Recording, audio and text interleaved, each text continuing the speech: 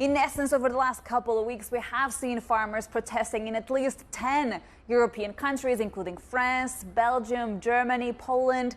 And there are several reasons behind that. There are domestic concerns that are particular to some individual member states, but there's broader European issues. These include, for instance, the fact that farmers have seen sale prices dropping about 9% in the third quarter of 2023 compared to the same period in 2022. So they're getting less really for their products. They're also saying that they're facing rising costs. There's stronger competition when it comes to cheaper imports into the bloc as well. They've mentioned how they're struggling to get new loans from banks. And then climate change is also one of the main reasons that farmers in Europe are upset. Why? They say that some of Europe's climate policies are simply too strict to comply with. Now, I had the chance to speak to Luc Vernet from Farm Europe, and he explained why climate policies have been such a problem, really, for European farmers. The main idea is to reduce agricultural production and to have an increase in food price. And we see that this equation is not working for the farmers for different reasons. The first one is we see consumers cannot afford paying more their food. And we see, for example, all across Europe, the organic sector in very big difficulties. So that's the first thing. And then in order to overcome the investment wall linked to the changes and green transitions, farmers do not have access anymore to cheap money.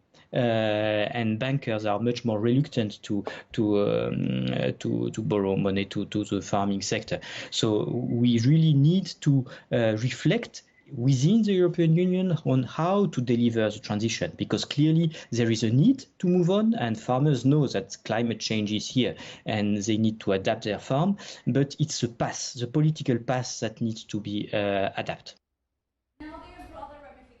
From these protests, and I'll show you really why they matter for all of us. In essence, we're actually seeing a trade deal between the EU and South America on hold simply because some European farmers are against the idea. They're concerned that that will impact their own businesses. There's also broader concerns across the continent that the narrative among the farmers could actually help far-right parties as we approach the European elections in early June.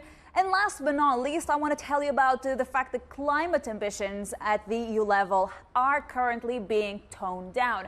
And there are two key examples when it comes to this. The EU has actually scrapped the plan that would have meant that the farmers would have to reduce the use of pesticides. And then they also set aside targets for the agricultural sector when it comes to reducing their greenhouse gas emissions. I had the chance as well to speak to the EU's Agriculture Commissioner, and he said that these U-turns were necessary.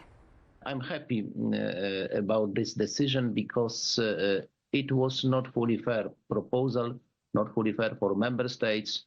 Reduction of pesticide 50% for all member states was not fair because there is different starting points for member states. The EU wants to be carbon neutral by 2050. Is that still feasible? Generally, of course, this is the general target for the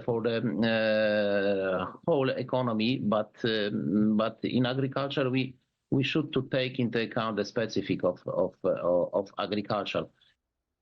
Now, the EU has legislated and it has very concrete plans when it comes to becoming carbon neutral and when it comes to reducing greenhouse gas emissions. But I have to tell you, Jemana, that some policy analysts have told me that in the wake of the upcoming European election, what we're likely to see is an EU that is not as friendly when it comes to climate policies as it has been thus far.